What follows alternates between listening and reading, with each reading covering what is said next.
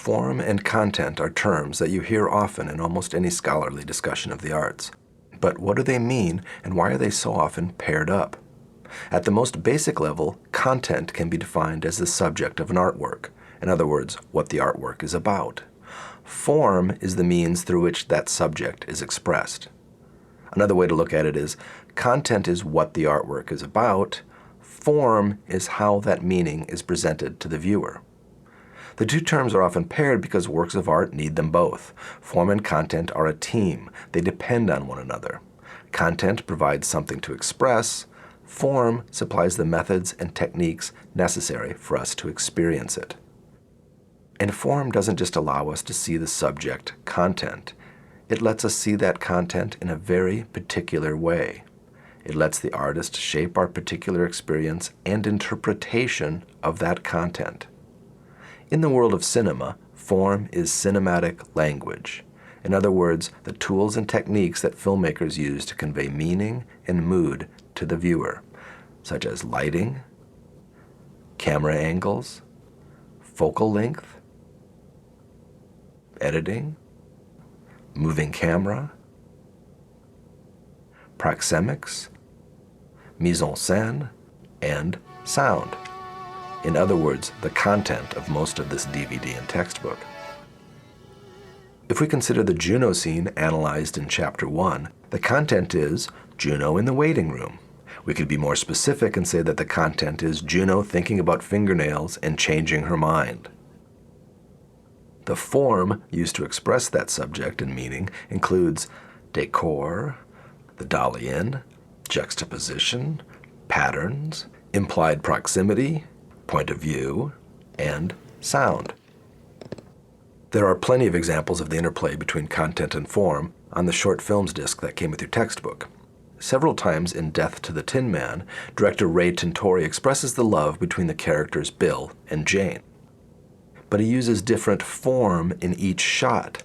His formal choices vary depending on whether he wants us to experience the love as dynamic, romantic, or doomed.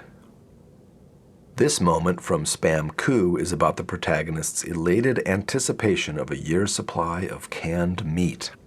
The form director Steven Tushita uses to convey that meaning includes time-lapse photography. All day long I was oozing with anticipation, thinking about the wonderful new recipes I would be feasting on in a mere 2 weeks. And a series of artfully posed shots of Spam concoctions. Spam cupcakes, Spam nachos, Spambalaya jambalaya. In this scene from Andrew Lund's Snapshot, the content is memory, the photographer trying to recall a particular picture.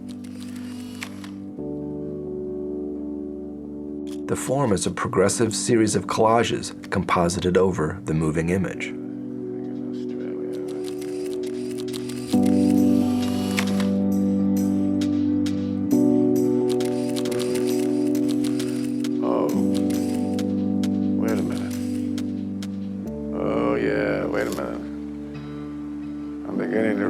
I think I see it now. It was outdoors. The cafe, Memory is also the subject of Deborah Chow's The Hill, specifically a late-night conversation in which former lovers deconstruct a troubling incident in their shared past. Much of this content is conveyed through dialogue and performance. Why are we here? But director Deborah Chow uses a variety of formal techniques to craft our experience and interpretation of each character's conflicting versions of the same event. And finally, the content of Bartholomew's song is a factory worker's developing and ultimately consuming interest in music sparked by his discovery of a tape player. But the movie's deeper allegorical meaning would be lost if not for the director's use of form. The deliberately austere industrial set design, the Spartan costumes and makeup, the carefully balanced compositions, the sound design,